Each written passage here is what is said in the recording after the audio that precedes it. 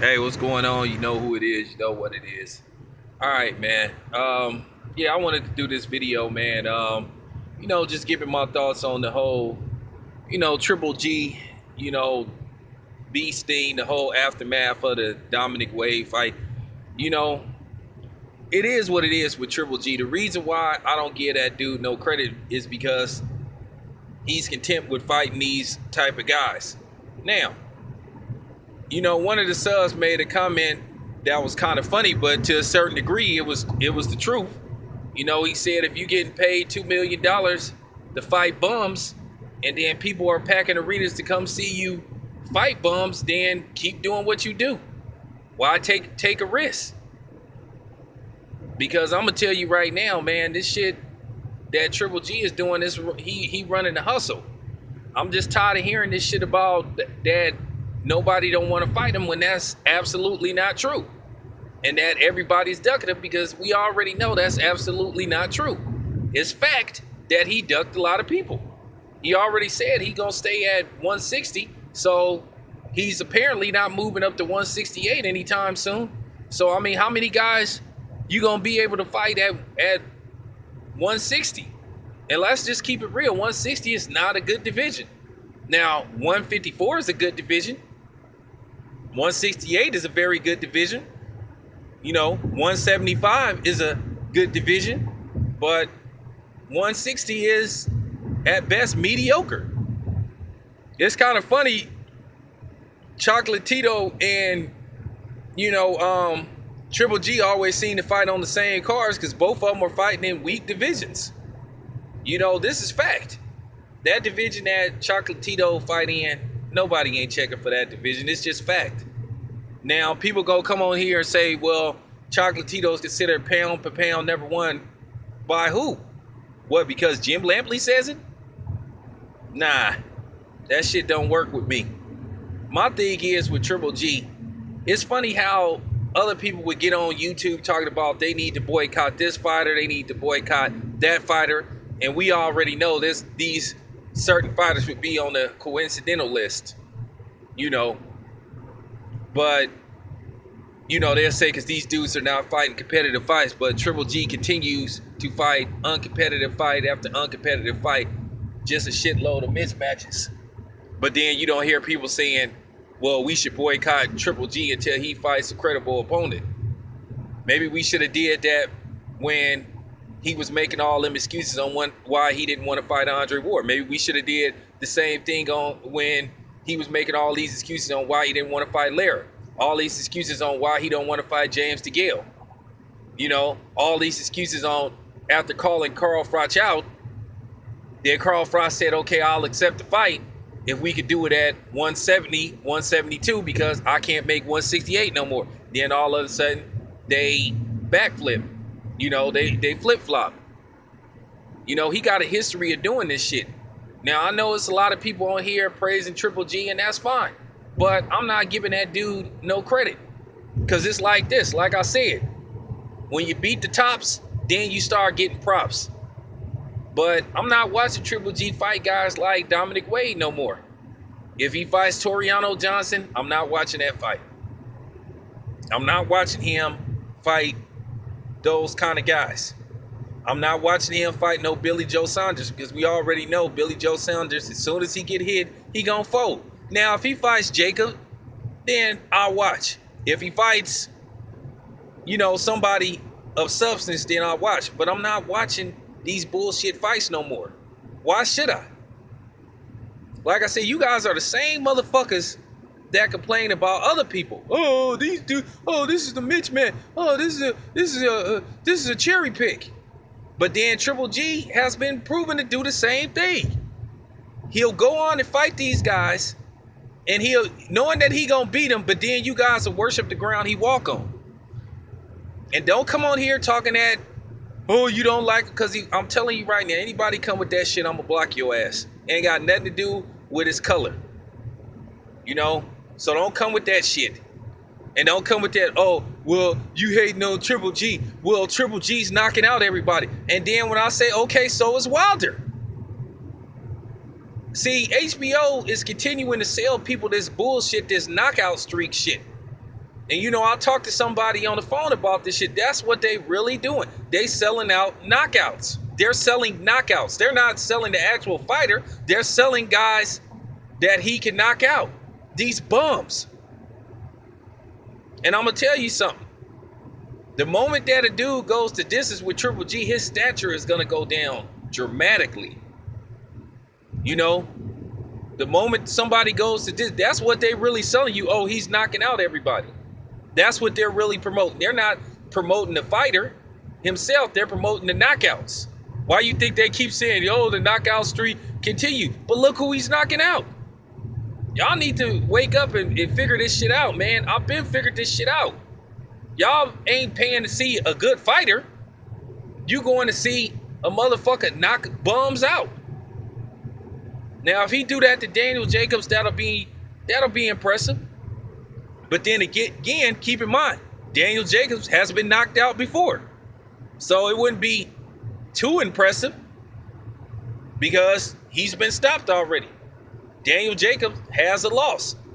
So if he does knock Daniel Jacobs out, much to do about nothing because the dude's already been stopped. I want to see him knock out somebody. Now, if he would have fought Ward and knocked him out, that would have been an impressive knockout. He fights James DeGale, stops James DeGale. That's an impressive knockout. Somebody like that. He fights Lara, knocks him out. That's an impressive knockout. He fights Demetrius Andre, knocks him out. That's an impressive knockout. You know, that's what you're looking for. That's how you become great. But if you continue to fight these guys like Wade and most likely Billy Joe Saunders, I got a feeling that he's still going to try to find a way to put Toriano Johnson in the mix because I think Toriano Johnson is healed. So, like I said, I'm just tired of seeing this shit, man. All I want this dude to do is fight a competitive fight. Is that too much to ask? I mean, for real, is that too much to ask? To take on one elite fighter, one A-class fighter, shit, A- fighter. And stop telling me this shit about, stop trying to sell me the idea, Wade was ranked the number 2 mandatory for this belt for those bogus ass belt rankings. Because in a lot of cases, those belt rankings are bogus. I'm just telling y'all the truth. You know, to a certain degree, belts mean something. To a certain degree, that they don't. Because it all depends on who you take the belt from. Because if you win a vacant belt, then does that really mean anything?